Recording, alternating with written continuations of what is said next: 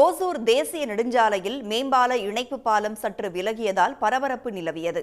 நெடுஞ்சாலையில் வந்த வாகனங்கள் திருப்பிவிடப்பட்டதால் சர்வீஸ் சாலையில் கடும் போக்குவரத்து நெரிசல் ஏற்பட்டது.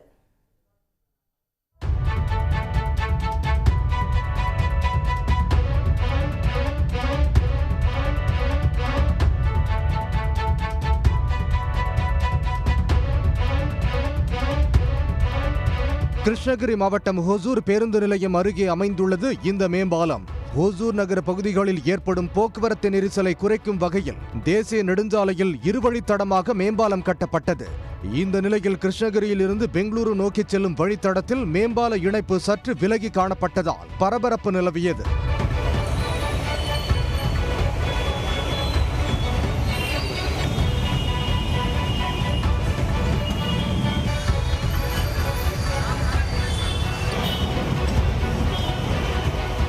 பதினைந்து சென்டிமீட்டர் அகலம் 50 மீட்டர் நீளத்திற்கு இணைப்பு பாலம் விலகி காணப்பட்டது. இதையடுத்து கிருஷ்ணகிரியில் இருந்து பெங்களூரு நோக்கி தேசிய நெடுஞ்சாலையில் சென்ற வாகனங்கள் மேம்பாலம் தொடங்கும் முன்பாகவே சர்வீஸ் சாலையில் திருப்பிவிடப்பட்டன.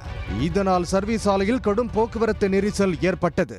ஒசூர் பஸ் ஸ்டாண்ட் பக்கத்துல பாத்தீங்கன்னா ஒசூர் தேசிய நெடுஞ்சாலை பாத்தீங்கன்னாக்க பிரிட்ஜ் பாத்தீங்கன்னா ஒதுங்கி இருக்கு. கிட்டத்தட்ட ஒரு அடிக்கு பாத்தீங்கன்னாக்க கிட்டத்தட்ட ஒரு 50 மீட்டருக்கு ஒதுங்கி இருக்கு.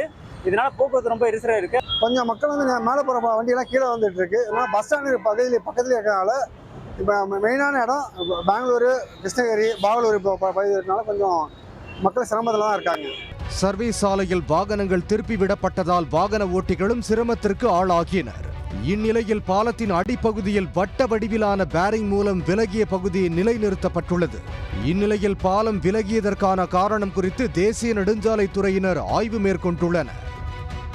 உடனுக்குடன் செய்திகளை தெரிந்து கொள்ள சன் நியூஸ் பெல் ஐகானை கிளிக் பண்ணுங்க.